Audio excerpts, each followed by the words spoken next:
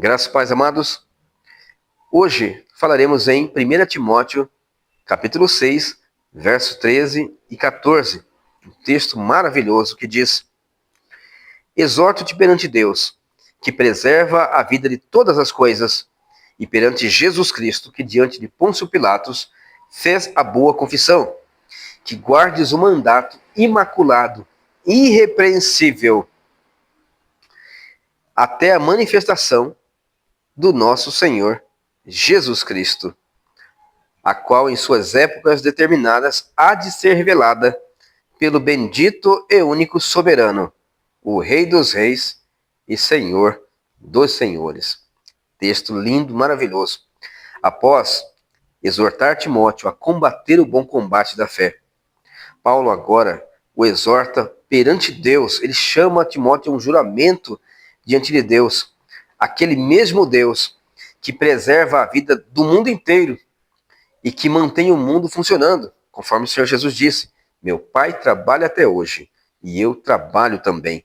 Esse Deus que mantém o mundo com vida, o mundo pleno de funcionamento, de acordo com o seu decreto desenrolado na história. Paulo chama Timóteo diante de Deus e diz a Timóteo que ele deve ser fiel ao seu chamado cristão, diante do Pai e diante de Jesus Cristo. Diante do perigo de morte, ele fez a boa confissão. Vejam, Jesus estava diante de um representante romano nas terras da Palestina. Agora, Timóteo também está diante do mundo e tem que professar diante do mundo o seu chamado sem medo, sem temor.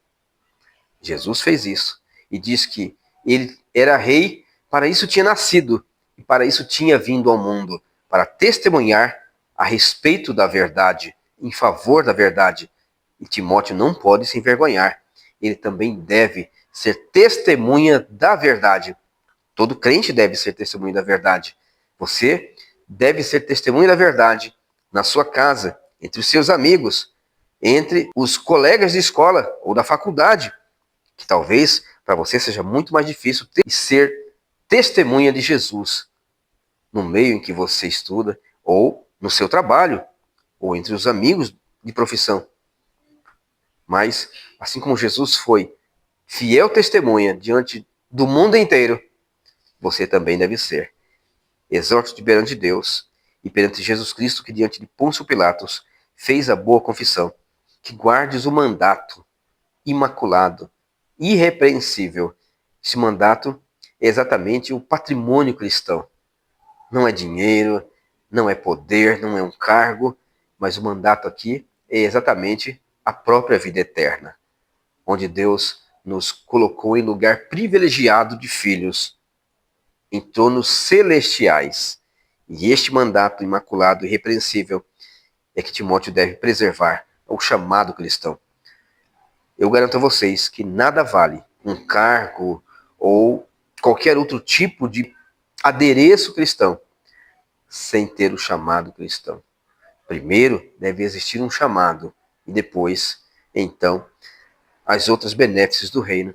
Paulo aqui diz a Timóteo que ele deve guardar este chamado cristão, esta vocação cristã com fidelidade à palavra até a manifestação aqui é a epifania, a revelação da glória de Cristo de forma gigantesca nas nuvens do céu, como ele mesmo disse, com poder e muita glória, ou grande glória, onde os crentes, em um piscar de olhos, serão transformados e desfrutarão da visão do mundo em chamas, enquanto eles são preservados no lado direito de Cristo. E nessa manifestação gloriosa como o mundo jamais viu e nem verá depois disso, Timóteo estará seguro, orgulhoso de ter vivido uma vida cristã aos pés de Jesus.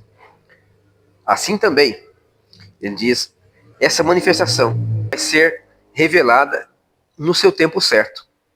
Paulo diz para Timóteo guardar esse mandato, mesmo em meio a calamidades, até o tempo certo em que Deus determinou.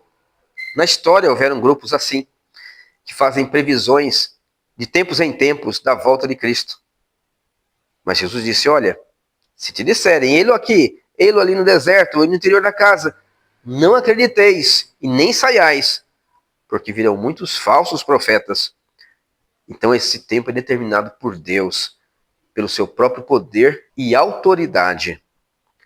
Mas esse tempo chegará. Esse tempo não falhará e virá depressa.